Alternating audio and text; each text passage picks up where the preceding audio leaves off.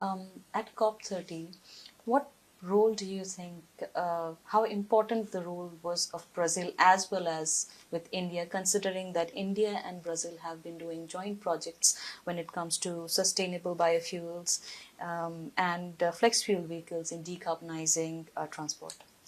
Yes, so maybe I take a step back and think a little bit of Brazil, what Brazil wanted to do with COP30. We had three main objectives that I think Tulio started to talk about. The first was to protect multilateralism. The second, to bring the climate discussions and what we are doing at COP closer to the realities of people's lives. And the third, to accelerate implementation. So we wanted to not only look into the negotiations, but also to how do we frame and structure all of the conversations about actions and implementation that go beyond a single COP, that go beyond Brazil. So we created this framework that is really looking back at the last 10 years of all of what we have done, India, Brazil, initiatives like the International Solar Alliance from India. There's been many of these created over the past years. And we've put them in service of how we deliver what has been agreed, right? What's coming out of paper. With that, we've put in place a structure that is responding to what's come out of the negotiations, in particular the global stocktake, with 6 axes for action. Energy, industry, transport, which is exactly what you were talking about. One axis dedicated to forest, oceans, biodiversity. One to food systems and agriculture. One to cities, resilience, water. One to human and social development, and a cross-cutting piece about finance, technology, and capacity building.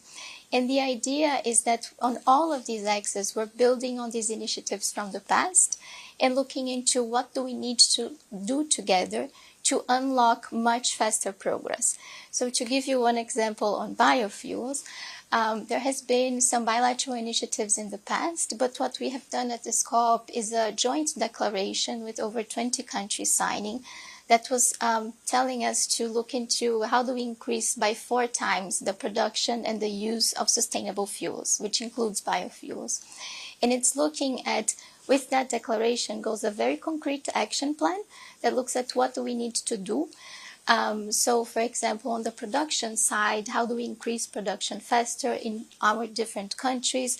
On the supply, on the demand side, how do we build the demand, for example, from sustainable aviation fuels and look into purchase agreements from the different stakeholders on that, but also things like carbon accounting. How do we build the cross-cutting piece that will enable the markets to move faster? That is the type of thing that we had also on transport, that we had on industry. Cement is a big topic, for example, for India, I know. So looking at those plans, steel is a big topic for Brazil and for India. So how do we build those frameworks that we go together? And that each step of the way, what we're doing in Mumbai is building one step further than what we do in the next climate weeks. We will have one in Rio, one in Sao Paulo, that it's building further from that, so that we're not only working at COPs, but we're working round the clock, 365 days a year, to deliver action that makes sense for people. Right. India also joined Brazil's Tropical Forest Forever Facility as an observer and committed to Yes. submitting updated NDCs for 2035. Yes. What do you think about this Tropical Forest Forever Facility and India and Brazil working together in this? Yeah, so this is really important. And again, it's the type of thing that will change the game on forest, right? So we have some instruments to finance standing forests, like REDD+, historically, different actions that governments can do on command and control, on policy enforcement. But there was a gap. And when you look at it, there was a gap on financing the standing forests. And that's really important for Brazil. That's really important for India with the forest cover that you have. That's really important really for all countries with tropical forests in particular.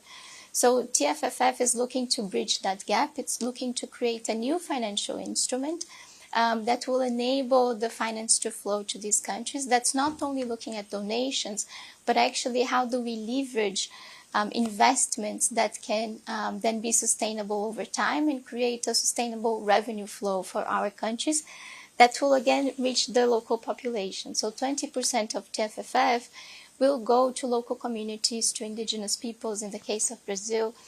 So it's the type of idea that we really wanted to advance through COP30, of those things that will make a big difference, that will enable us to accelerate action, but it will also benefit the local populations. Right. Before we close off this interview, I wanted to talk about the roadmap from Brazil to Turkey after COP30. What would you say about that? Yeah, so we actually just came back from Turkey. We were there last week with the UNFCCC mission to Turkey in preparation to COP31. They've invited the COP30 presidency, also the COP29 presidency, to already start working together. So it was really encouraging to see that spirit of collaboration, both between Turkey and Australia, but also with the former presidencies and some of the shared mandates. And in particular, in the action agenda, they've appointed a high-level champion, and we have agreed to work very much closely together so that we will give continuation to these frameworks that were created at COP30 and create this thread that will go side by side with negotiations of really increasing the importance of action.